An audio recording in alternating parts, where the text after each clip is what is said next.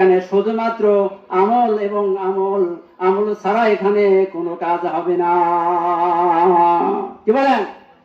আমল ছাড়া কোনো কাজ হবে এখানে?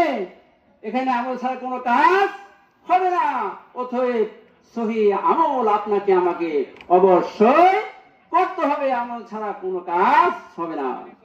কবর যেমন, মৃত্যু যেমন কঠিন, মৃত্যু যেমন কঠিন, তার চেয়ে বড় কঠিন কবর। কবর যেরকম কঠিন, তার চেয়ে কঠিন হাসর। হাসর যেমন কঠিন, তার চেয়েও কঠিন হচ্ছে জাহান্নাম। কি বলেন? মৃত্যু যেরকম কঠিন, তার চেয়ে কঠিন হচ্ছে কবর। কবর যেরকম কঠিন, তার চেয়ে কঠিন হচ্ছে হলো হাসর। হাসর যেরকম কঠিন হবে, তার চেয়ে ভয়াবহ কঠিন হবে জাহান্নাম।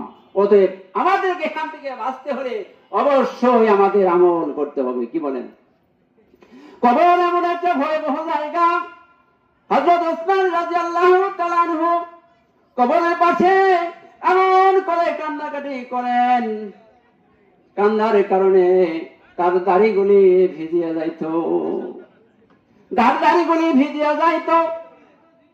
তাকে জিজ্ঞাসা করা হলো, আপনি এত কাঁদেন কেন? সে বলল, আল্লাহ রাসূল সাল্লাল্লাহু আলাইহি ওয়াসাল্লাম বলেছেন, যে ব্যক্তি, আল্লাহ রাসূল সাল্লাল্লাহু আলাইহি ওয়াসাল্লাম বলেছেন, কবর হলো আখিরাতের প্রথম মঞ্জিল। এই কবরে যে ব্যক্তি রেহাই পাবে, পরবর্তী সমস্ত ঘাটিগুলি সে রেহাই পাবে। কবর থেকে যে ব্যক্তি রেহাই পাবে না, পরবর্তী সকল ঘাটি তার জন্য কঠিন হবে। অতএব কবর এমন একটা ভয়াবহ জায়গায়, এই জায়গা থেকে আমাদের সকলকে বাঁচতে হবে।